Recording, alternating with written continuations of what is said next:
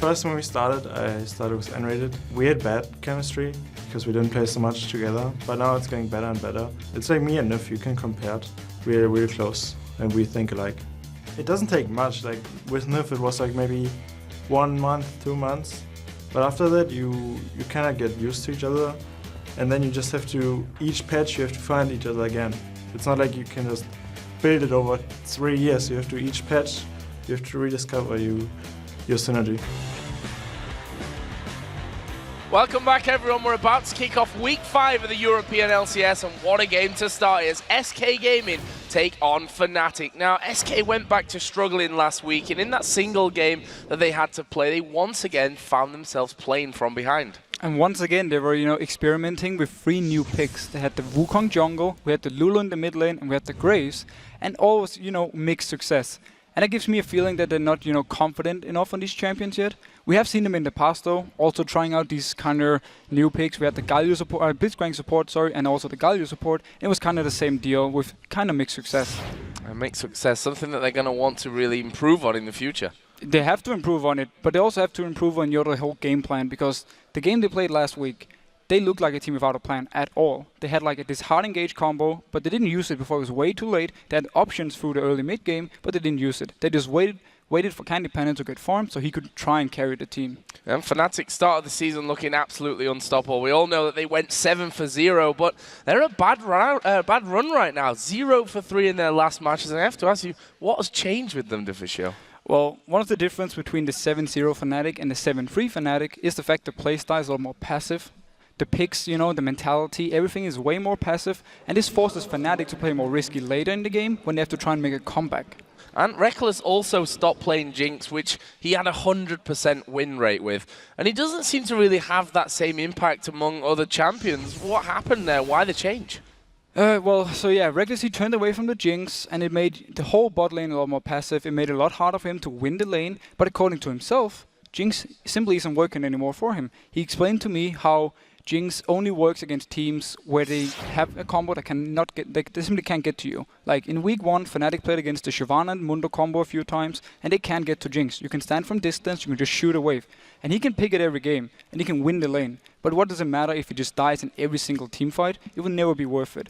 And this is also, according to him, the reason we don't see Jinx in Korea. Well, their lanes for me have also struggled in those 3 losses. Do you think we can highlight a single role for Fnatic that's underperforming? First off, I think Fnatic losing isn't due to one person. It's the team, simply. The lanes, they're not winning anymore, and Cyanide, he isn't having the impact he needs. We've seen him play Lee Sin quite a lot, and he did a lot of ganks in the top lane. He didn't do many, early game ganks, but he focused a lot on the top lane later on to try and get swords rolling on these AP champions, and it simply didn't work. But that's not only due to Cyanide. This is the whole team that needs to step up. We have to remember, though, Gambit and Rocket also lost 3 games. So this doesn't mean that, Fnatic is not a top team anymore. And again, as I said before, we don't have to panic yet. And especially the Fnatic fans don't have to panic just yet. They've got plenty more games to come, including this one against SK. So let's have a look at the starting lineups then. Starting on the blue side with SK Gaming. They are Freddy 122 in the top lane, Svenskeren in the jungle, Jesus in the mid lane, the AD carry, of course, Candy Panda. His support is N-rated. And on the red side, it's Fnatic, with Source in the top lane, Cyanide in the jungle, Xpeg in the mid lane, Reckless as the AD carry, and Yellowstar on support. So let's, as we get towards champions, look into these picks, and maybe first the bans first of all, because there are some champions that do have overlap, I think specifically in the support role. Yeah, both supports, they have pretty much the same playstyle. They want to make the engages, they all love to play Annie, Leona and Fresh. And we could see 2 of them banned away, 1 picked, or maybe just leave everything open and focus elsewhere. We have seen that both junglers can be banned out. They really want these early game junglers like Elise, Lee Sin. We've seen the Pantheon from Svenskeren, and he played Wukong as well. So if maybe they want to target towards that, force this jungler to something else. Top lane wise, we had Freddy on Renekton.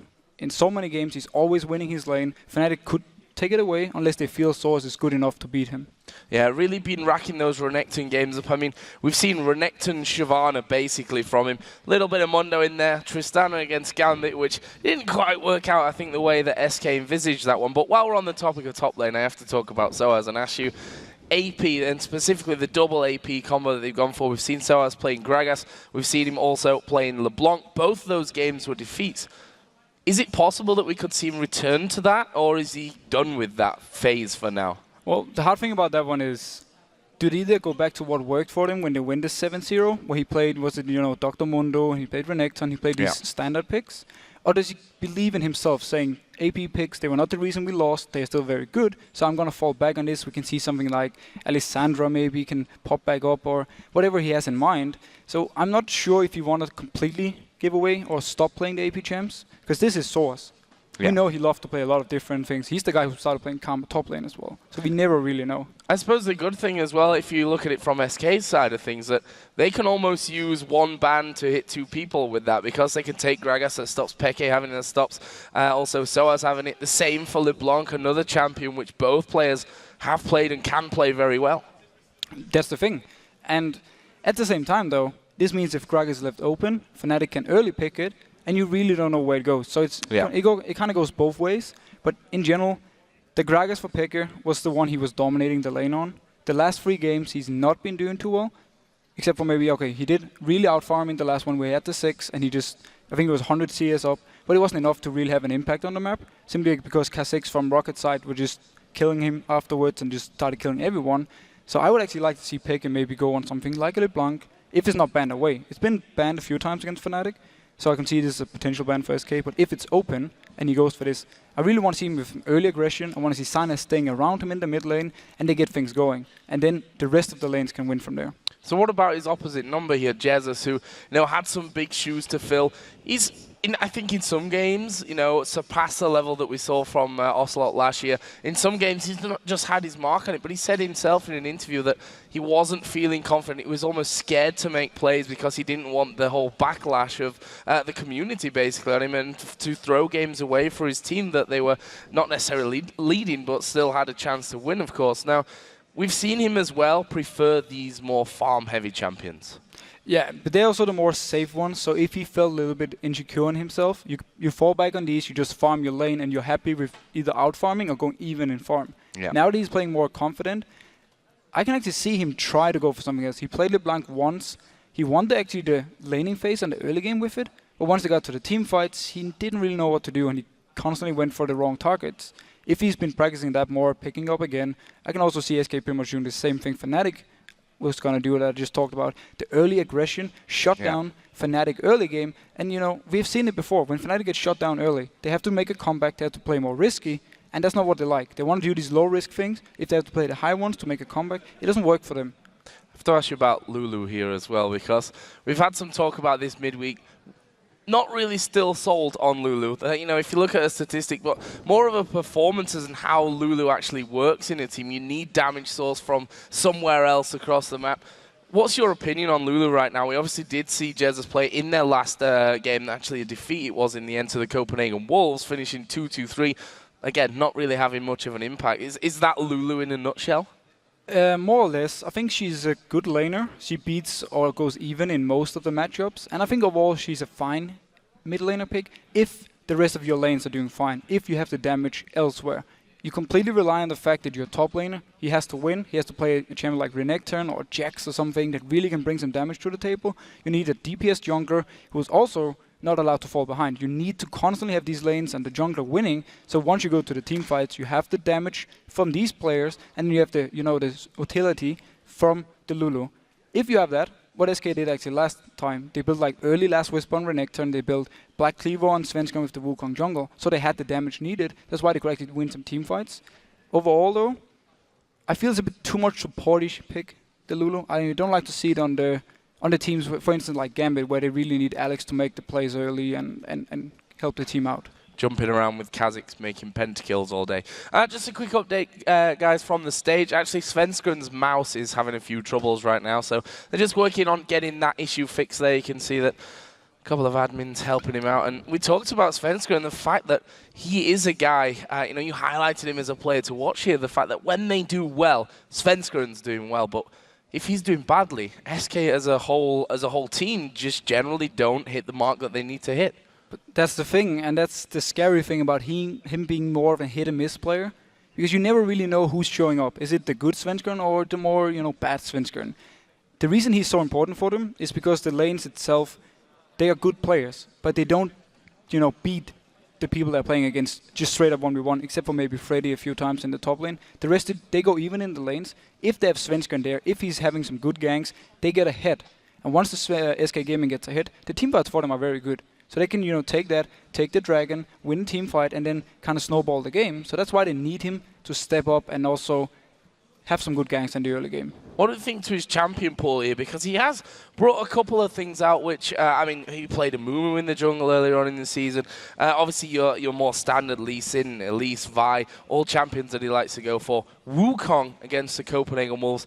Again, as a whole team, SK just didn't really have any success in that one, but is Wukong the kind of champion you think that Svenskeren needs to bring to the table? I think Wukong, works for him and SK in general, because if you have hard engage on your support and your jungler, you have pretty good, starting the fight with. If you have like an Annie support who flashes in with the T-burst, followed up by the Cyclone from Svenskeren, who generally, when he's having the good games, is gonna get farmed, he's gonna get his damage items, he's actually gonna provide quite a lot. If you can get, like he did versus Copenhagen Wolves, the early Black Cleaver, you shred armor on everyone you hit with the ultimate all the way around. So for him, picking these carry junglers, I like that. And that's, yes, again, it's a bit risky if you fall behind early, but in general, they need him to do well, and that's why he can play these carry junglers and they can win games from it.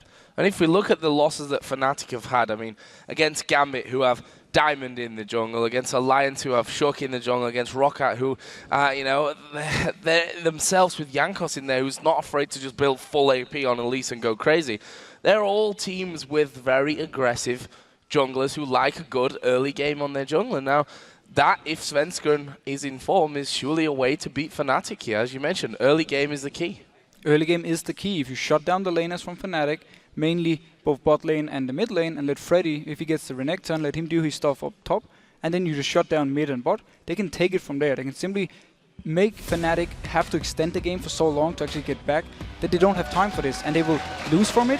And again, I think that's the plan from SK. I want to see them with the early aggression, especially in the jungle. Well, it seems like Svenskeren's mouse is fixed, so we can get into the bans and the picks and see what will come through. Already, Annie banned out by SK Gaming, and Elise over for Fnatic. The second ban out here was Caitlyn, aimed straight at Reckless. So they actually take away the Caitlyn. Reckless has been falling back to this one a few times. Actually, in two of the losses, I think he played the Caitlyn. So taking that away, it means that they respect his laning, or the Fnatic bot lane's laning phase, and they want to maybe force him onto a Jinx and then try and shut him down that way, even though we have seen him play Jinx before with great success. And the second ban here for Fnatic was actually Kassadin. We all remember Fnatic versus SK at Intel Extreme Matters Katowice, famous backdoor with Kassadin. Generally, he's not going to be let through for anyone, and Fnatic don't want to risk that here. Zig's taken away by SK, a champion which Jesus is fine to play on, but that will be taken away from this one. Final ban now coming for Fnatic. This means, though, we have the Gragas open, we have Renekton open so far, there's still one ban left. We have pretty much all the junglers except for Elise. Now the Kayle was taken away, it means only Elise is gone jungle-wise. We have Lee Sin, we have Wukong, Pantheon, everything we've seen, and also the Fresh support. Once again, we keep touching about this. You take the Fresh and you ban away the Annie, so you force the other team to either go Leona or something else, and Fresh versus Leona, it's a good matchup for Fresh. Nice pick up there for SK Gaming here.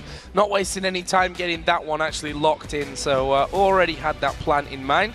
Question now is, what do Fnatic take away? As you mentioned, the likes of Renekton still on the table.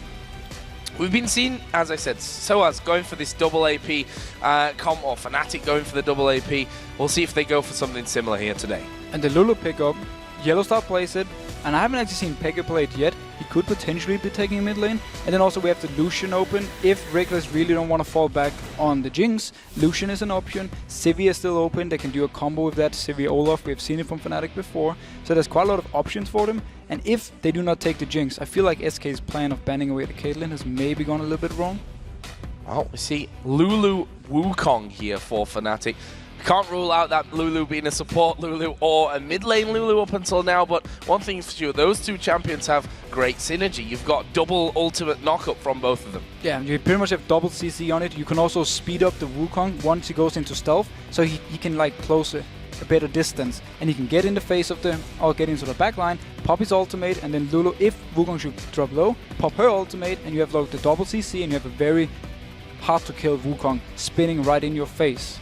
double knockups and Yasuo not banned. Possibility there maybe for Fnatic later. Well, SK's picks coming in here. We are going to see Vayne locked in as well as Vi. Candy Panda being quite open in saying that Vayne is a champion that he'll fall back to if he wants guaranteed results. And this explains the Caitlyn ban, because Caitlyn is very hard to deal with for Vayne in lane due to the range difference. So banning that one away, taking the Vayne now, he's confident he can beat Lucian, Jinx, Sivir, whatever Reckless is gonna pick, maybe even a Varus. He's confident enough he can get the farm he needs and get into the late game point where Vayne is so strong. The Vi pick up for Svenskern, it's good. It's all around a great pick, and once you get to late game again or the team fights, your ultimate can single out a target and you can simply burst it down. So what will Fnatic add in now to that Lulu Wukong? And maybe even more interestingly, is that a mid lane Lulu for Peke, or will that fall to the hands of Yellow Star? And it looks like it will be a support there, because Peke going in for that LeBlanc. Again, a champion which we've said you have to be careful on. You know, players that love this assassin type, that love to catch people out, Peke one of them, you always have to be careful if you give that over to him. Yeah, you always have to be careful, because if he gets ahead early, gets an early DFG, he can start roaming around the map and just punish people everywhere. We've seen it so many times happen so far in the LCS, also in NA. The Lucian pick, it was a bit like we talked about. Caitlyn was gone, he doesn't want to play the Jinx, he has to fall back on the Lucian now. Fine enough versus Vayne, it will beat Vayne in the lane, but not at the same time, or like in the same way that Caitlyn would. I like the fact it's Lulu support though, because it's a very heavy poke lane from Fnatic here. It's very good versus the short range from Vayne. They can constantly harass her if she goes for CS, and at the same time they can push the lane early, get an early lead, and then you maybe shove them into the turret. So Jesus going to get his hands on Orianna here, and it will actually be the Troll coming down for Freddy. 1-2-2, and a Rumble locked in there at the end from Fnatic. Alright, so instantly locking in the Rumble versus Trundle. This simply means for Soaz, he believes that he can free farm versus this Trundle. He believes that Trundle can really get to him. He has its shield to like speed him up. He can slow Trundle if he moves to him, and therefore farm enough and get into the teamfight scenario. Notice how Fnatic here, if they can manage to land a combo with Wukong ultimate, Lulu ultimate, and then have the Rumble ultimate hitting onto the people being knocked up, that is a lot of damage, and a lot of people will drop low, so Peke can come in from the side and pick up the kills he needs. On the other side with SK, picking up Orianna versus LeBlanc, it's a very smart pick. You can get a few early ranks in your shield, you can go for the earlier fiends, and you have the magic resist and shield you need to survive LeBlanc burst and just farm and harass her as much as possible. Trundle pick up, I think it was more or less just a safe, because it was the blind pick, he didn't know what he was going against, so it's just for him the safe pick. Bit surprised he didn't go for an Nexon though. So what about the two comps in this one? Because we've seen time and time again an Orianna, brilliant if you can hit the shockwaves in the right place. On the other side, you've also got a combo that has to be pulled off, you know, very teamwork-centric combo there to get everything in the right place at the right time. The thing with the SK combo just hit me with the Trundle pick is the fact that whoever runs into the face of Candy Panda can get the ultimate from Trundle, lose a lot of the stats, and then Candy Panda can pick up a fairly easy and fast kill. So they're more or less running a, we want to protect our Vayne as much as possible, and the way we do that is by having the pillar, we have the Orianna ultimate, we have the Wukong one to knock up people around, and just let Candy Panda stay in the back and hammer away as much as possible. If SK can manage to do this properly in the fights, I actually see Candy Panda having a big game. Well, as we get this match underway, let's see who you guys at home predicted to win. According to LOLesports.com, 89% of you picked Fnatic for the win. Wow. Wow. Well, they have lost 3 games in a row, but if they have to bounce back, this is the game for them. They've now lost to it was Rocket, Gambit, and Alliance. So SK Gaming is the team they need to be to really show that Fnatic is still this top team. Well, here we go then. We're getting into game. It's El Clasico. SK versus Fnatic here. As we've said time and time again, Fnatic with a perfect start to the season that they lost track of, losing their previous 3 games coming into this one.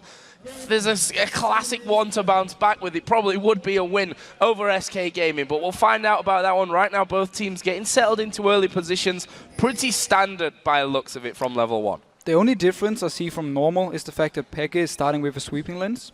Simply to be able to roam around on the map whenever needed, or to remove the ward that Jesse is going to throw down, so Sana can come in, get an early kill for Peke, and get him snowballing that way. So it works kind of both ways. So let's see then where those wards start to come down here in the next few moments. See that Freddy and Svenskeren actually waited in, and SK have traditionally been putting a ward inside. In fact, most teams have been putting a ward in that one. We've seen so many of them put down and then cleared straight out by the opposition. Obviously, SK don't have that luxury at this point. They have no sweeping lens on their side. So we'll see who will almost get the first blow of the game, if you like, once that comes in. And Rated just set up Yellow Star into the Death Bush himself, and Jesus is now moving on towards that bottom side. So it looks like we're going to be seeing some swapping in the lanes. Yeah, so they want to go top. They want to try and shut down the Rumble by simply, 2v1ing him, denying him as much CS as possible early. Trundle is very good at 1v2 CSing under the turret. He has his Q to help him out, get the extra, damage he needs in the start to get the CS. So a blue buff start for Svenskeren, and will have the help of his duo lane. Always nice to have that as they sort that one out. And we can see already that Fnatic going to be pushing and actually retaliating with this one, sending their AD carry and support into that top lane. Nicely worked out, and figuring that SK were gonna do this swap, and it's the right call. Yeah, they completely predicted the swap from SK. They want to have their dual lane versus this Vayne. They want to harass us as much as possible early and make sure she can get an easy early game and get the farm she needs. And we can see that Yellow Star already doing good amounts of damage here over on towards N-Rated, using Lulu to keep him at distance as Reckless and Candy Panda here having a good exchange. And actually the Ignite goes down on towards N-Rated. That is very, very aggressive stuff from Yellow Star. They want to really force him out early. That's the thing. They really want to make sure that they can punish Candy Panda and N-Rated for picking a weak early lane and just constantly push them down, as we actually see a pause coming in. Bit of a pause just to keep things up, and looks like it could be Svenskeren here again, who apparently has an issue with his sound now. That can sometimes happen to you. You figure out, my mouse is having a few problems here, and then you forget, I might need sound as well. I should probably check that one out. But we got the guys working on that one, and hopefully Svenskeren will be able to get back underway. So with this lane swap coming in, with that very early aggression from Fnatic, I mean, it's an early stage to say, have they got an advantage from being able to predict that? Yeah, I feel the fact they could predict it, get up there, and we have seen them already in the start, forcing the potion out of N-Rated and constantly harassing them. N-Rated, he's down to 30% HP. He can't help Candy Panda if something should happen. So just by the fact they predicted the lane swap and can now try and deny Vayne some CS so she's not getting this free 1v2 lane, is actually very smart, and it's a very big deal for Fnatic. I think I noticed though, if we look at Jesse's, he's not running barrier this time. Normally when you see the Orianna LeBlanc matchup, you have the barrier plus the shield from the Orianna to survive the burst. He's just going full man mode with Ignite, and he's actually, I think, looking to pick up some kills. That's interesting. That's a very different Jesus to what we are used to. I keep going back to it. The interview that he had at the end of week 2, I believe it was, where SK picked up a good couple of wins. He said, I was scared of making plays. I was scared of maybe being as aggressive as I should have been, because I was just quite frankly too scared to do that in case I get the backlash, whether that's from my teammates, from the community, from everyone watching. That now I was scared to do anything really that was above my limits and think outside of the box almost. But if they let him have that freedom, if he feels comfortable now to do that, it could be scary. And he doesn't have a reason to be scared at all, because he's been playing so stable. I haven't actually seen him have a completely bad game or doing bad moves. However, look here in the game again. The bot lane from SK hit level 2 early, so now they can put some pressure on Fnatic. That is a huge deal for them. Nicely done, and we'll see how much they can force Reckless and Yellow Star back from this one. We can see that Yellow Star already trying to gain full control over that brush in the top side. Meanwhile, Cyanide doing his red buff, and we also saw for a brief moment Svenskeren already done his red down on the golems right now. So that actually leaves us with, with these lane swaps coming in from both sides of things, Cyanide headed up towards the top. This could be the first bit of action. That's the thing, you want to help them punish Candy Panda for picking this Vayne. I'm not sure if he got actually spotted out, but he's backing out. Oh, there was a ping from SK. I think they spot him. And now in the bot lane. Yeah, they're going down towards Soaz. The pillar already going in. The flash actually won't be able to dodge the vault breaker, but Svenskeren, because he was then behind him in that position, couldn't follow through. It's a nice flash, but Soaz now obviously doesn't have one for future ganks. Yeah, the flash is gone, and the issue with Rumble is often that he pushes the lane if you want to farm with his Q. So it can be very hard for him. We see already the lane pushing towards Freddy. He might actually be zoned away from this if Svenskeren stays around or just shows. See where Svenskeren goes. Right now he's headed back towards mid lane there with the Wraiths, and we can see that Soaz just diving straight into that brush, keeping as much distance as he possibly can from the river. This mid lane, both of them up to level 4 right now, 22 to 25 CS, so Peke got a slight advantage with that one, but basically those minions going to even out unless they end up missing some of them, which I doubt at this point. Top lane, oh, actually good damage coming in there. Chain is actually going to go off, and there is a stun on towards Jesus, but again, he should be feeling decently safe as long as he's that close to his turret, I think. Yeah, as long as he's there, there's not really a chance for Peke to kill him. He also has the shield. Didn't use it here before to actually take some of the damage away. But oh, the hook on Yellowstar. Hook onto Yellowstar, but I'm not sure they want to follow it up. The problem is that Enrated again, that Candy Panda in this scenario had taken a bit of damage. Meanwhile, down, I'll stay at the top because Svenskron's coming into that one. We also have Cyanide down in the bottom lane waiting for things, but Svenskron going to come in from this one, and they've spotted him very, very late. There is a flash from Yellowstar. Vaultbreaker would have connected, and again, flashes down, but they're safe for now. Yeah, flashes are down, and this is the early game aggression Svenskron we like to see. He's been doing 2 ganks now, forcing 2 flashes. Once again, the lanes for Fnatic are shopping up, and it makes it very hard for them to move forward because they know Svenskron could still be nearby. He did recall, but if he had stayed, he could try and set up another kill. As I mentioned before, we did see Cyanide venturing down towards that bottom lane, I think just to maybe help out there, thinking that Svenskron might come back in towards Soaz's lane. Obviously though, as he saw him top, decided to just recall and get back into the jungle. Exactly, it's simply to say to Soaz, you know, you need to shove this lane out so you can actually get back and bar and reset the whole lane, so I'm here to help you if something should happen. And the second he spotted Svenskron, he recalled, and you know, Soaz got to recall as well, bought his items, and he's now back in the lane. Got himself an amp tome and boots in there, and those boots probably even more important now than they would be in the normal course of things, with his flash already being burnt thanks to that gank earlier on by Svenskron, who is still hovering over that bottom side of the map. The problem with this mid lane, you'd love to kill Peke earlier on, but he's LeBlanc and he's not very easy to kill. No, this seems to more be of a counter gank from Svenskron if Sana should be coming in, because you can kill him as a level 4 Vi versus a LeBlanc. He can jump away fairly easy, and he also has his flash, and there's no CC bringing in for either Vi or the Orianna. Yep, Cyanide was still waiting in there. Svenskron has already backed away, gone back onto his Wraith camp, but that leaves Cyanide waiting in the brush on this top side. Orianna obviously going to be a little bit less safe there, but quite frankly does have flash available, also up to level 6 now, so Shockwave is there if he needs to use it even defensively. And we have to touch on 2 things here so far for SK's early game. Freddy, he's more or less dominating Soaz in the bot lane. Yes, he had to use the flash on the Svenskron gank, but he's getting a 10 CS lead so far. He's pushing in the lane. Top lane wise, once Reckless pick up all this, he's gonna be ahead in CS, but Candy Panda is actually doing fairly well early game, and he's doing at least well enough for the matchup he's in. If he can get some of the items he need early, maybe an early play of the Rune King, he will be very scary to deal with. Cyanide once again headed over the river, and is he gonna go for a bit of counter jungling here? Does have himself a ward available, so maybe he just wants to get some vision down as deep as possible, and that's exactly what he'll do just as these blue buffs start to spawn back into the game. Jesus, of course, going to be gifted that one by Svenskron, and I'm imagining the same over the other side. Actually, Cyanide is pinging down by the red, and he's going to put a ward down in there as well, so he's got vision on the red and the possibility of a steal. Yeah, they really want to be aggressive here on Fnatic's side. Peke has hit his level 7, so he has his ultimate, and he can do a lot of damage, and with the ward here, they're actually going to spot Svenskron coming in. No, just walks away, get the big race for Cyanide, he's happy with that. Taking that away with his smite, which means it's probably not going to be up and available for him by the time that red buff for Svenskron does come in, considering the fact that he'll have to go back home onto his side of the map for now at least, and be helping out with that blue buff there for Peke.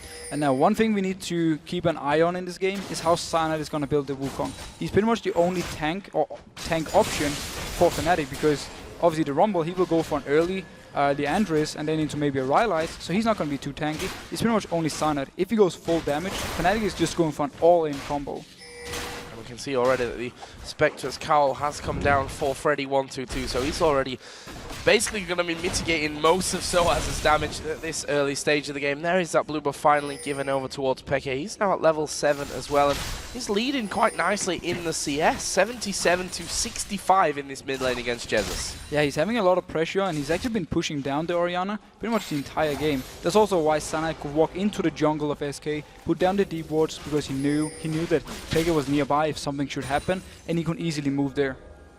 There is that sweeping lens used by Peke on the top side of things. So he knows, and great timing for him as well. Clearing that one out means that Cyanide, after doing red could come in, he's going to go to Jesus. Not a full combo there, just trying to get the harassment in and force Jesus to be as low as possible for a possible Cyanide encounter. Just as I say that, he actually starts to recall, but in the top lane, Vi is there as well, but they're pinging directly on top of it. Yeah, they're pinging him out, they don't want to risk anything, and they know, they expect him to actually come here. He's going to try and sneak around. If he can get the lantern from Enrated. Oh, Freddy going on source and bot though. That's away. Yeah, he uses his ultimate there, which obviously going to give him a lot of that HP back and steal some of those stats from Soaz. As Soaz comes diving back in there. Interesting to see how this one really develops, because obviously no kills coming in just yet. Soaz's flash is now available. The teleport on Freddy, which is not something that we really touched on before, so his kill potential there drops even further with taking that rather than Ignite, but it means that he can also be elsewhere on the map. Yeah, and it means also late game he can focus more on pushing the lanes up, while the rest of the SK is somewhere else on the map, and he can then teleport in if needed. So it's early game aggression you lose by not having Ignite, but by having teleport late game you have a lot more map pressure. You see already the Haunting guys in for Soaz, so he's going to be starting to do a bit more damage. We're going to see the Assault and Battery coming in here on towards Peke. There is the Cyclone coming out, and they're going to focus on towards Svenskeren. Have they got the damage? Yes, they do. First Blood X Peke, brilliantly done. And Cyanide, he managed to come in from the side. He was completely unspotted by SK, and he just went in, and he managed to get the kill here on Peke, who's already having some early magic damage. He's gonna have a DFG very soon. If they can pick up this dragon, which they should be able to, fairly uncontested, also due to Soaz shoving out the bot lane with his ultimate. Yeah, and the fact is the duo's up in the top lane, so that's one man extra that they're gonna have over them. Interesting statistic coming in there. Fnatic's average first blood time around about the 5-minute mark. Oh, Peke catching Jesus out here. The shield coming out in the last second, but Peke feeling very confident. They're gonna take down that dragon, and that is a Fnatic that's looking very confident, almost a different Fnatic to what we saw last week. Yeah, so much early aggression, and this is the LeBlanc who's been banned away a few times versus Peke. He's showing why. He's pretty much dominating his lane, and due to the first blood he got now, once he picks up the DFG, I expect to see him constantly roam around the map and try and set up kills. So Yellow start and then Rated. Just having a bit of a face-off there by the brush. Both of them just getting wards down from that to make sure that they've keeping up on that vision. So 1,400 gold lead that they currently have, and you mentioned the DFG as well, by the way. I just want to mention that because Peke has now finished that one off, which means that if Jesus was having a couple of tough times with him before, it's only going to be getting worse now. Yeah, this is a 11-minute DFG. Nobody here has the magic resist to survive. Maybe Freddy, who's picked up the Spirit Visage, but the rest of the team from SK have no chance of surviving the burst now from Peke. And he's headed down. Sweeping lens being pulled out once again, and that will get rid of the ward from the Death Brush. Okay, gets one down of his own there. So he's got good vision control on the bottom side. Actually, even on the top side of his jungle, he's fairly safe from Svenskeren at this point. Yeah, he's fairly safe. He has his jumps as well. And one thing we have to touch on, we talked about how Freddy was winning the lane before. Soaz actually catched up. He's now even or slightly ahead in CS, and he picked up some very early magic penetration to try and shut down the Spirit Visage here from Freddy. See how that one works out. They continue to go head to head, and we can see the Yellow star here with that ancient coin coming in. Candy Panda going low, has to use a barrier, but here comes Svenskeren as well. Cyanide now coming in from the side. There's the ultimate coming out. Svenskeren goes down. Reckless picks that one up, and Rated had to flash. That's a good play, but is he going to get him away from it? Cyanide putting down lots of damage to double kill. Max Reigns there, and now Peke comes in. Candy Panda's dead. What a whitewash fight for Fnatic. And credit to Cyanide again. He's there for the counter gang. He's predicting every move Svenskeren is making on the map. And whenever Svenskeren goes in, Cyanide comes in with his ultimate, pops it, and gets the kill on Svenskeren and more. Fnatic is just dominating right now. And a blue buff as well. Like, they literally got everything that they could have possibly got on that top side of the map there. Well, without the turret, but that may well just go down. In fact, I say may well, it will go down with Cyanide now joining in. There's no way that one is going to survive. First turret goes over to Fnatic, and look at how the gold has jumped just from that little encounter there. It's now 4,000 almost the difference. And look who's having the kills from Fnatic. Your AD carry and your AP carry both have 2 kills. Everyone has the dragon, they have the turret. Everything for Fnatic is going pretty much perfect. And again, we gotta give credit to the Cyanide. We said beforehand he didn't have really the impact needed in early game. This time around he's been so important. being in the right place at the right time. I think that's a very important one from this one. And Peke going in towards Svenskund there. He is out of mana here. I'm not sure he'll get away. There's a shockwave from Jesus. And he takes out. That was a little bit overconfident for me. It looked like Peke didn't realize how low he was on mana. Yeah, exactly. I actually don't think he noticed his mana before he went in, and he realized, oh, I can't even do my combo. I don't have enough damage, and now I'm dead. Now he's dead, and now the turret's dead in that top lane as well. Nice little comeback play from SK there, giving the kill over on towards Jesus, who we saw his shockwave not doing masses of damage at this point, but going in for that Athene's early on will probably always give you that one anyway. Meanwhile, Soaz comes back into lane. He has now fallen again a little bit behind Freddy, but he's got a wave to work with. Oh, they're going to hook Reckless. He's caught completely out, stunned against the wall. Rayton picks up the kill. Could have done with that going over to Candy Panda, but a kill's a kill. But mind games by SK here. Once they took down the turret, Candy Panda took the lantern out. They walked completely out of vision from Fnatic side, and instead of recalling like most people, they walked around. Oh, Svensson going on Yellow Star. Yeah, gonna catch Yellow Star here as well. The hook didn't quite have the range though. Yellow Star actually deciding to flash away from that one. That was again dangerous play by Yellow Star, moving in to get that ward in position. SK looking like they're quite happy with how that one's gone from them, and they're gonna be recalling back out of there. But you know, that kill going over on towards Enrated, you'd want to have it on the Vayne, but it's still gonna help Enrated go further. He just picked up a Sightstone. Yeah, he's getting a Sightstone now for some good early vision. Of course, you want to have it on the Vayne, but he's already picked up his own Blade of the Rune King now. So he's actually getting strong. We're only at the 15-minute mark. He's starting to hit the point where he wants to, or he's able to 1v1 most people. Not Peke though. He will die very fast for the burst. And look at that gold I just mentioned after that those kills in the top lane with the turret as well. 4,000 gold pretty much was the difference. And that has now come all the way back to just 1,000 gold. So that just shows you what SK have managed to plow back from that one. Freddy and Soaz in his bottom lane, they're at that point where they shouldn't really kill each other. Someone like Svenskund could change that though.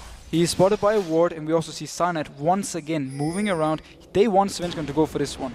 Candy Panda and Inraiders is joining the fight. There are 3 people from Fnatic and 4 from SK. Svenskund, will he go in? He is gonna, no, not quite. Puts a pillar down. I thought he might be expecting to go in there with the assault and battery, but it looks like SK just want the turret. There is the equalizer actually going down, and Rayton takes a lot of damage from that one. And actually, Fnatic might think about having to go from this. They have Cyanide there, who does have his ultimate available, but they don't have Lucian, they don't have LeBlanc. If one of them comes down, which actually he's doing right now, Reckless, that could change it. Yeah, Reckless has been running all the way from the top lane down to the bottom lane as soon as he spotted the people from SK. The use of ultimate from Source before cleared the wave, but it is gone now. So Reckless is coming in, he needs to be able to wave clear this, and SK needs to be careful they don't get engaged on. And wise enough to back off. Yeah, and we've got Dragon coming up here in less than 10 seconds as well. So SK actually in prime position from that one as they go in towards Freddy. He's going to get changed up. There's the ultimate coming out. There is the culling from the side as well. Wild Growth will save Freddy for now. They pick off the kill. There's in fact a double coming out from Jesus. And Peke not safe at this point. They'll keep chasing in from him on that one. It's Jesus that went after him. Peke did manage to get off, but SK are going to take themselves the second Dragon of the game. They now go ahead in gold. And this was a wrong move by Fnatic. There was no Rumble ultimate on Source, and also the guy that catched out was the Trundle, the tankiest member on SK. So the fact that Sarnat used his ultimate there, Peke used his burst without killing him, meant that once SK came in, they could pick up the kills that they need, and also pick up the Dragon. So now, SK are in the lead. We talked about SK being behind in games, fighting back from behind, and honestly, when you see those 3 kills coming at top, the tower go, the blue buff taken away, it's quite easy, I think, to lose faith in a team at that point. But SK have shown that, you know, okay, we lost out big time there, but it was just a minor glitch. We can pull these kills off, we can get the next Dragon, we can bring the turrets back. Now they find themselves in the lead. And we have to remember though, the Dragon gives less gold in the early game, so snowballing is generally harder. And I made a friend, oh, is coming in from here. Yeah, they actually, Candy Panda went in there to stun them back. Oh, it's a great lantern. Tumbles off towards it and gets away, and that's the beauty of the Thresh, you know. You think you've got him caught out there, but well, Lantern back to safety is all good. Fnatic might try and have this turret now, though. They did get the flash on Enrated, and also, well, Source did use his ultimate, so he's gonna recall now, return to the top lane, and pick up the farm he can. Candy Panda, he's just waiting around here. Hanging in. Will actually be spotted by a ward here, doing the golems, which I think Fnatic are fine about. They know where he is, and Enrated, he's going to get caught out from this one. He's going to drop the box in position, which will slow them down, but Reckless, he can burn off that slow anyway with his dash. Picks up a kill. Peke actually doing the raid seal, spots Svenskund. Has to flash away from it. That was interesting play again. A lot for Wraith for me. So again, a bit of weird play here from Rated. He stayed with the turret even though he's gonna die, and he was the only guy there. No flash because he has to use it before when Source used the ultimate on him. So he more or less just stayed for no reason and just died for it, giving up another kill for Fnatic. Now Soaz taking a bit of pressure on that top lane from Freddy. Spirit Visage in there, and actually he's going to be going up towards that Tiamat here pretty soon, so going to be putting down a lot of pressure on pushing those waves very, very quickly. We'll see how Soaz and the rest of Fnatic actually handle that one. I think the danger is there for Freddy is that the turret's not behind him in that top lane, wouldn't be behind him in the bottom lane either, so he needs to just watch out a little bit in terms of how far he pushes up the map if they don't have the vision. He is the guy though who can do the split pushing. He's the tankiest member, and he got his Tiamat, so he can just constantly shove the waves in. He's gonna go into the Hydra, and he's actually gonna get quite a lot of upfront damage if he catches onto a target. Source on the other hand, he just want to farm, he want to get his items he needs, and then he want to go into the team fight. And this time, when Fnatic is going to fight, they want to have all the ultimates ready and not only hit the cyclone from Cyanide onto Trundle. Let's take a look at some items now from this one as well. A 3-0 Jesus, who looked like he was having a few problems in the earlier stage of the game. Now has that death cap complete. He's gone ahead in CS. They're going to take down that middle turret as well. So he's looking very, very good. We see the Brutalizer there for Vice. Svenskun got a lot of damage of his own coming out. And the Tiamat, which I was talking about earlier, now finished off for Freddy. Yeah, but basically what SK is doing now is they punish Fnatic every time they do, a wrong rotation on the map. Sana this time, he went bot lane because he thought he could set something up. It left the mid lane open, Peke wasn't there to defend it, so SK quickly moved in with 3 people, took it, and that's just an easy free tower. And this is what you need to do to punish Fnatic. You need to make sure you set them behind, and SK, despite the bad early game, is doing such a good job at coming back. So it's going to be interesting to see how Reckless, of all the AD carries, we touched on it in our news section at the start of the show, that the AD carries have almost no faith in themselves to be able to carry at this point. And Cyanide will save that thought because he's going in on towards Freddy. He's got Soaz for company as well, but how much damage does Freddy take? Not really much. There's the pillar. Assault and Battery goes down on towards Cyanide as well. He's super squishy, and Svenskun finishes him off. I'm not sure that Soaz will be able to escape. There was a shockwave from the back. It's a double kill for Svenskun on Vine. And once again, we see the fights going on, and this time around, Cyanide, he flashed with the Vi ultimate on him instead of waiting for, his knock-up and then flashing away. It meant that Svenskun could just follow him all the way around and get a lot of damage on him. And due to Freddy, who was actually having quite a lot of damage with this Tiamat early, they could win the 2v2 so easy against the Rumble and the Wukong. And Fnatic, they seem a little bit without a plan right now. We saw them pushing up to the top lane, scared of losing that inner turret. And all SK have done is come back towards middle. Yellow Star the only one there to defend. That is a turret for SK Gaming with no reply from Fnatic. And Fnatic clearly doesn't like this, let's run everywhere on the map, everyone. They need these more scheduled lanes where then Peke can push out his lane and then roam around and do something, or Sana can try and set up a counter gank. This time around though, SK is just moving around the map all the time. They punish Fnatic every single time they have the chance. This time around they got the kills, and then they took another mid turret from Fnatic.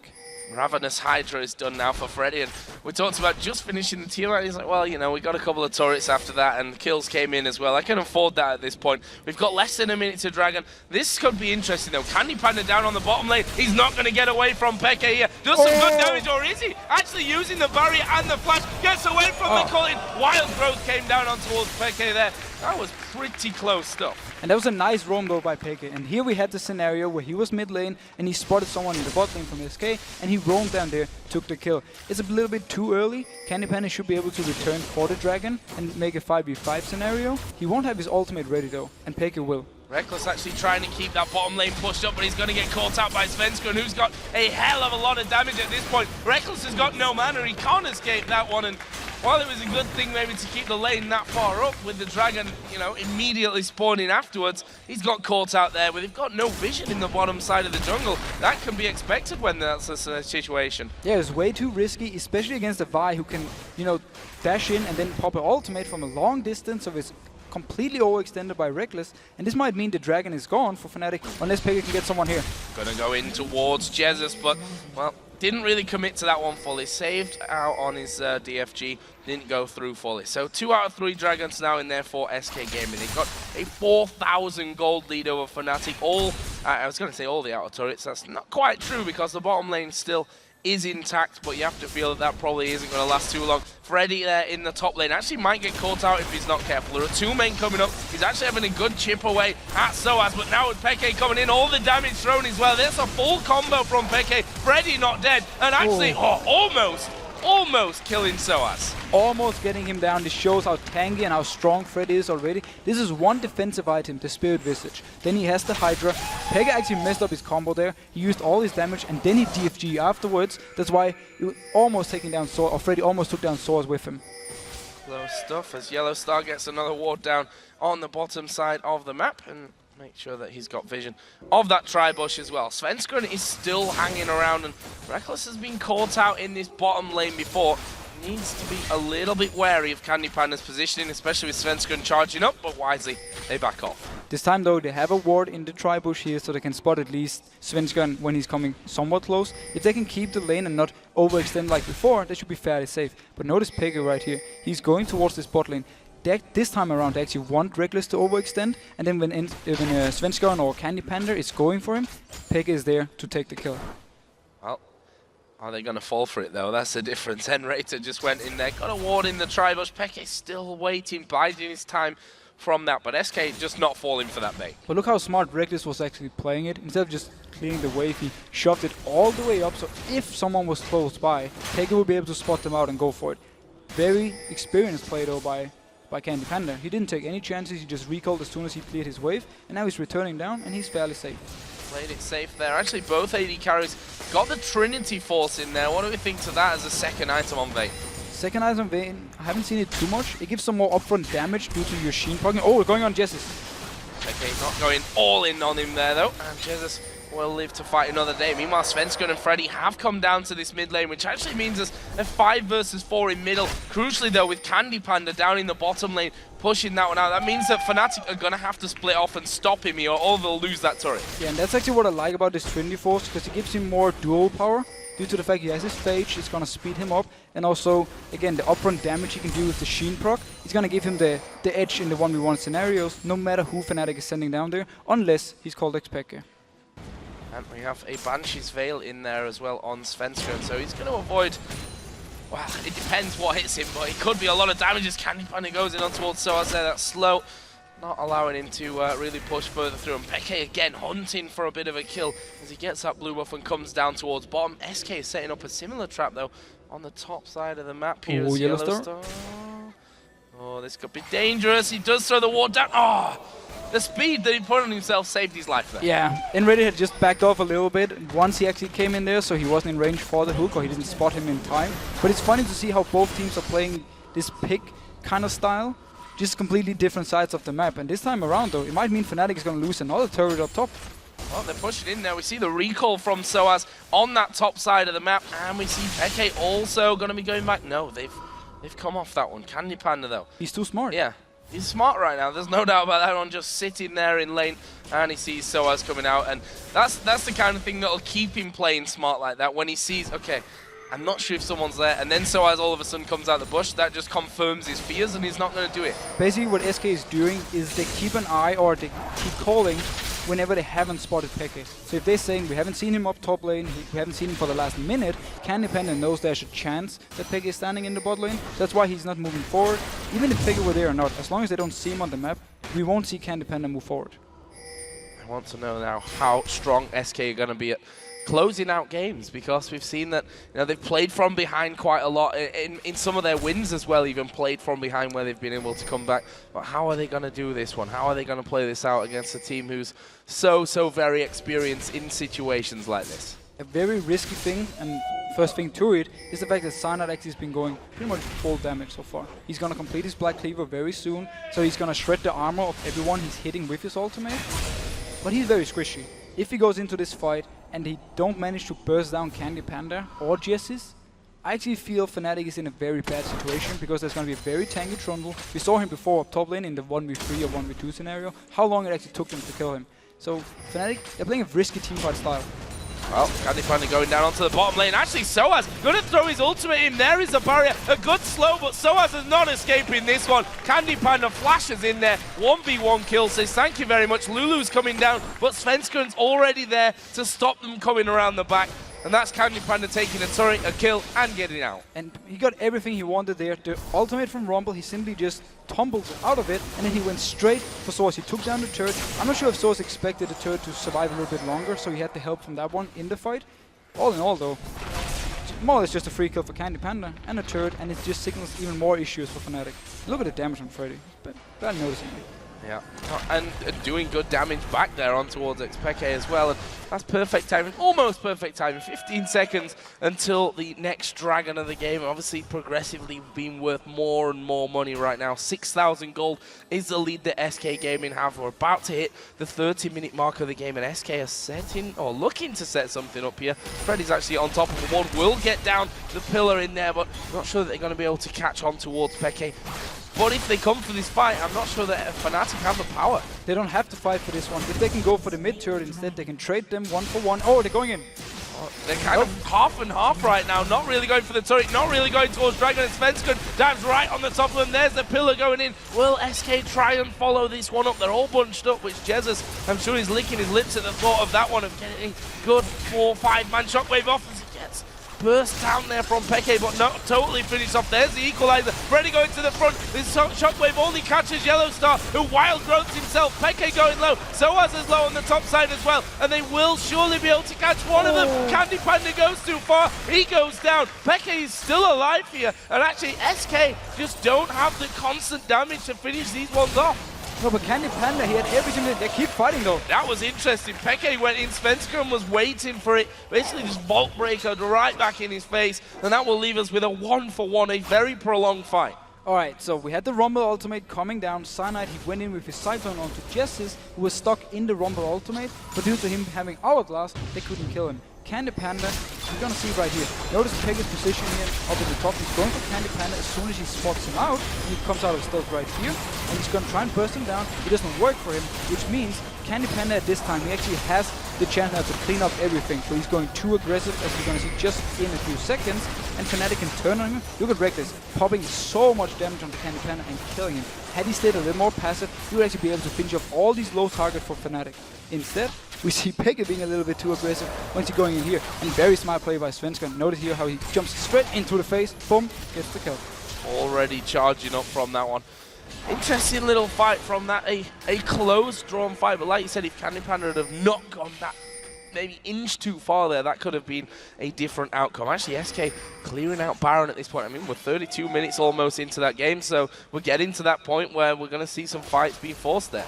And it's actually a Baron that SK can take down fairly easy, just with Trundle, Vi, and the Vayne, and just keep Jessis and Enraided somewhere else to try and bait Fnatic not to go and check it, or maybe to keep them pressured away. Going back to the fight though, we really saw how squishy Fnatic is with the lineup they have. If they don't manage to get down an instant target, it's very hard for them later on, unless someone from SK overextends and they can then turn around and get the kill.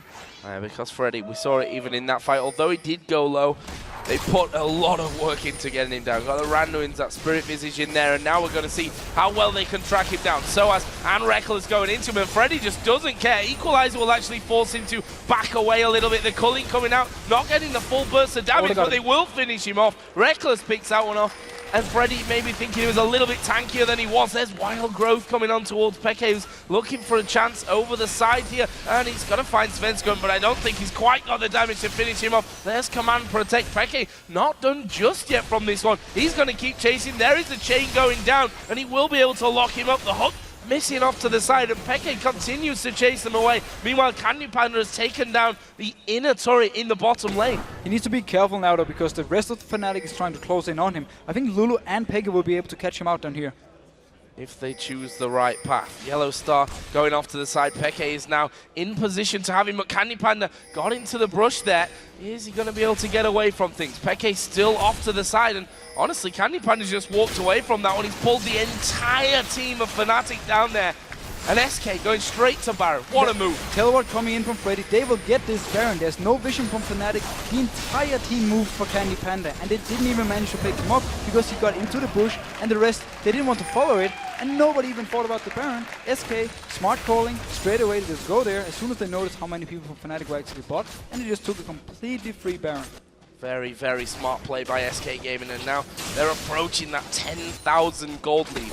We'll just see how they do with this Baron buff on there. We can see there's a lot of gold to be spent across the board. 1,400 for Jesus, 1,800 for Candy Panda on Vayne in there as well. And we see the Banshees being picked up by Candy Panda, meaning Peke won't be able to burst him down alone. They need someone to pop the Banshees, and they probably need either Cyanide or the ultimate from Source to also hit onto Candy Panda so they can try and kill him. We saw the team fight we had in mid before, how Peke's burst wasn't enough to get him down through the barrier, and due to the Blade Rune King heal as well, Candy Panda could stay alive. So the next team fight for Fnatic has to be more or less perfect. They have to hit the back line and instant kill someone. They need to kill Jesus before he can Sonya's, or need to kill Candy Panda before he can start dancing around. All ifs and buts at this stage, which Fnatic up until now not really been able to prove us wrong or right either from the other side of it. We've got a minute till Dragon comes up as well, which SK have obviously been doing a great job of taking on their previous spawns. And Candy Panda just going straight back down to the bottom lane, going to keep farming. Reckless himself has done a great job with the farm. 347 he's up at right now, 5-2-0 with kills as well.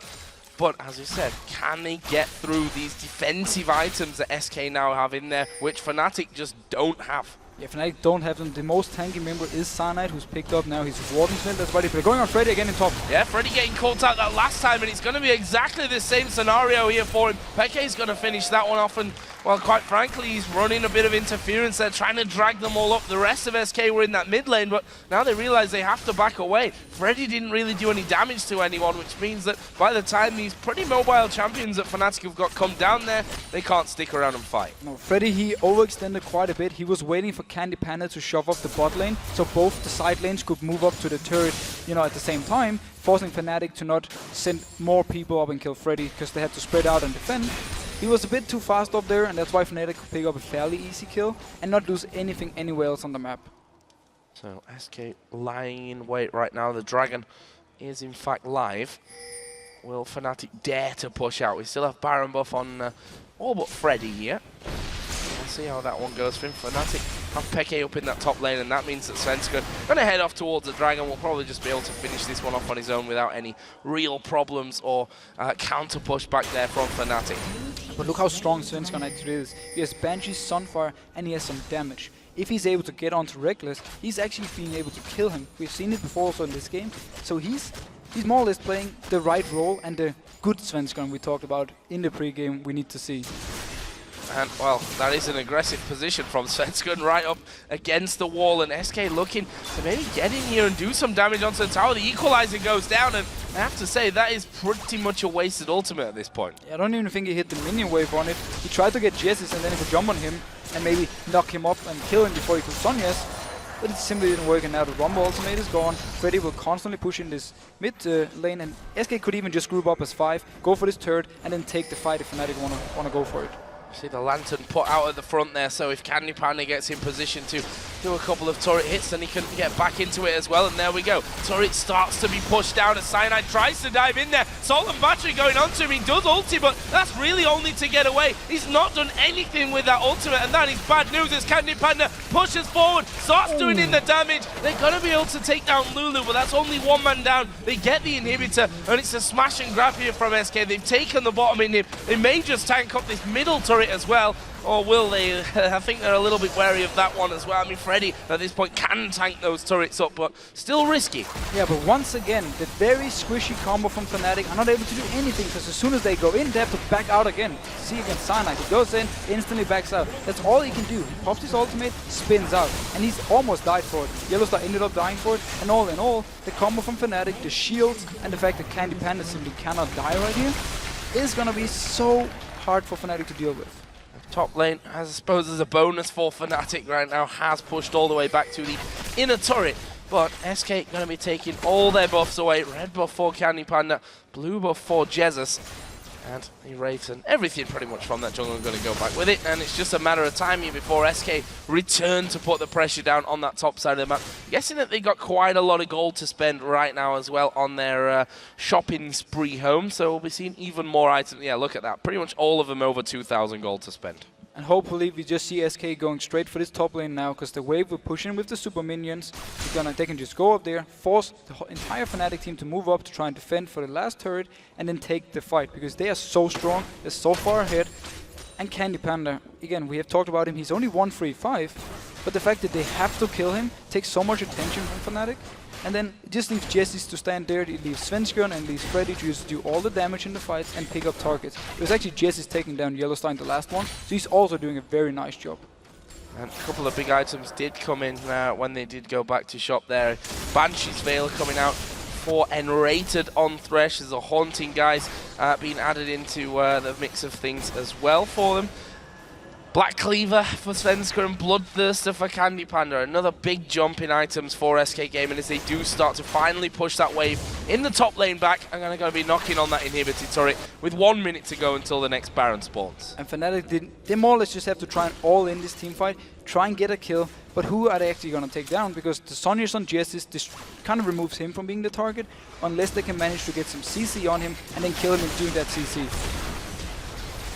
Okay, actually going forward in that one. Wasn't sure if he was going to follow through, but they need Cyanide to get in there and really start that one off and get a wild growth onto him to get a second knock up there onto the SK team. But at this point, we've seen it before, those Banshee's Veils stopping a lot of that from happening. Clearing out wall to your left and right, but SK already starting to go in there. It's Cyanide though diving in. They're going to go for it this time. Candy Panda actually down to less than half HP, but they've not been able to go all the way through. They did get one kill on towards Svenskjørn, but is that enough? Oh. There's a shockwave, gets Yellow Star and Reckless. Reckless did flash away from it, but they're going to lose the tower. Soaz is critically low here as well. It was a 2 for 2, but they still have a lot of damage up front here to take down that final inhib. There is Peke diving in once again. They've hooked him up. Can they finish him? The Ignite ticking away. Should be enough from this one. No! He dashes off to the fountain, gets that last second heal, but the inhibs are all gone. They got the inhib, and they were actually fighting the entire team fight under the turret. It was a perfect engage by Fnatic though. They got in, hit the Cyclone onto Candy Panda and got a lot of damage on him early, but he managed to get out of the CC and probably split off the Rune King to heal back. And then from there on, SK could start picking up the kills they need. Due to the tower though, and due to Reckless being able to take down Svenskjørn, they actually traded even, except for the inhib also going down in favor of SK.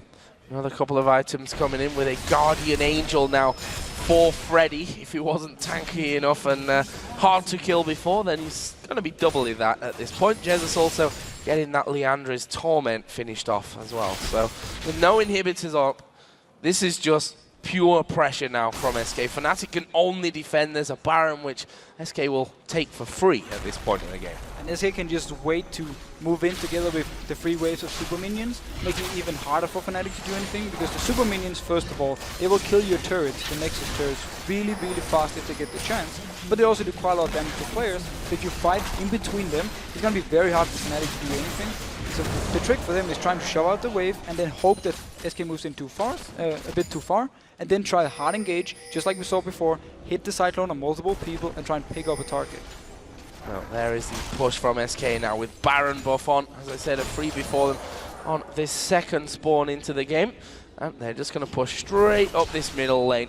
We've got super minions coming in on the top side of things. That mid lane has had its inhibitor respawning in there, so something for SK to actually take down before they move forward. Actually, we're going to see the talisman pop there, but Fnatic pretty much just running around in circles from that one. A Cyanide down to half HP already. There is the inhibitor going down. Freddy finishes that one off, and they focus a lot of damage onto Freddy because he was at the front. Yeah, but all the poke the SK did to Cyanide meant he couldn't engage because he was too low. Oh, they're going on Pegger. Yeah, they're going very deep with that Assault and Battery, but look at the damage just from Svenskjørn alone. That's going to force him to go back and heal things up. Cyanide is going to go low. He does get his ultimate off in there, but he's popped by Candy Panda, and now SK are closing in. One Nexus turret's already down. The second going to be picked off as well. Fnatic backing away, and this will be a victory for SK Gaming over Fnatic. And the story in this one, not only a fantastic win for SK, but Fnatic continue on that trend of losing 4 games in a row right now, and that was a bitter one for them to swallow. This was such a messy game. Fnatic, they got 4-0 in the start. We were talking about, oh, they're so aggressive, everything is working out for Fnatic, and then they just kind of drop it on the floor. SK picks up the kills they need, they can pick up turrets, and also get the dragon, and suddenly they were ahead. And then teamfight-wise, SK was just a lot stronger than Fnatic, mainly also due to the builds and due to the fact that Vayne and Orianna late game, that is an insane combo. So they simply managed to just win every single teamfight. And it's interesting because of that start for Fnatic, you know, the point where you almost look at it and think, okay, that was just 3 kills, turret, blue buff stolen away. That's the kind of opportunity you need to win a game. You know, that is the possible defining moment in some games that we see. But we saw then Peke got caught out, it turned into a dragon here and a bit of a pushback, and they just did it so well, SK Gaming. This is, again, SK's been one of those teams where they look good some games and a completely different SK turns up for the next one, but this one was a very much on fire SK Gaming. We have to give them credit that as a team, they're showing up often or more often the last few weeks. Like the first few weeks were not too good for them, but now they've been playing so well. And all in all, the rotations on the map from SK Gaming, they were just better than Fnatic's, because every time Fnatic was moving somewhere and they spotted them out, they just took something, either a turret or got a kill somewhere on the map, and that kept extending the lead. And then again, the fact they had such a late game teamfight combo, once you get to that point, it is very hard for Fnatic to do anything. I have to ask you, what was your highlight of that game? I mean, there was a lot, as you said, it was kind of messy. There were a lot of skirmish fights in there, but there were some really great plays. For me, Svenskeren looked so impressive. Svenskeren, and I would also say Jessis, really impressed me in the teamfights. He landed the shockwaves, he got the shield, and also he managed to survive the laning phase versus the LeBlanc. And he was a big factor, because every time there was the engage from Fnatic, they went on someone else than him, except for the one teamfight where he Sonya'd. He was there, and he kind of landed the ultimate and got a lot of damage onto the team, and then the rest of SK could turn around and get the kills. Well, don't forget, you guys can let us know what plays made an impact on you by tweeting at LOL Esports and using the hashtag LCS Big Plays. It's hard to really say anything more from Fnatic's side of things. We asked earlier on, you said don't panic, Deficio. Do people now have to start panicking?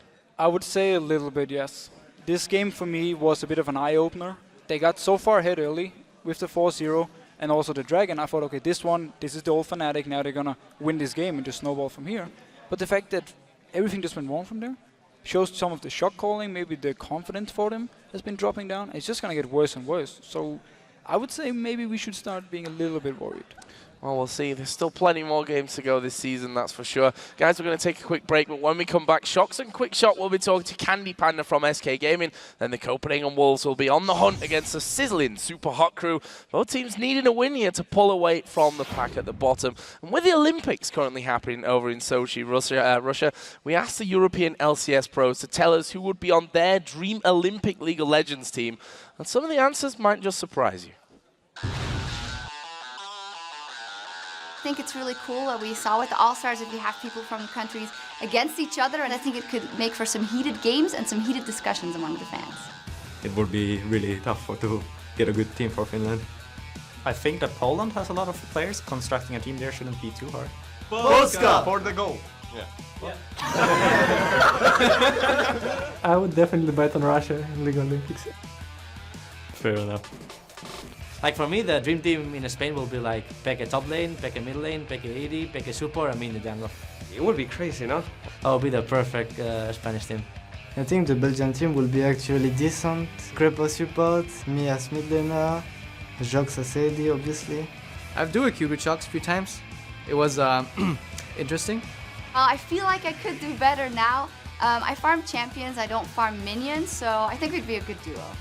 Maybe Denmark, they got a lot of strong players. Wicked in the top lane, we have Froggen on support, we have Mr. Radis as the AD carry, and we're gonna fly in Bjergsen as the mid laner, and then of course we have Svenskeren in the jungle. And I'll be the manager. Wait, who's the AD? This guy? He's too passive for me.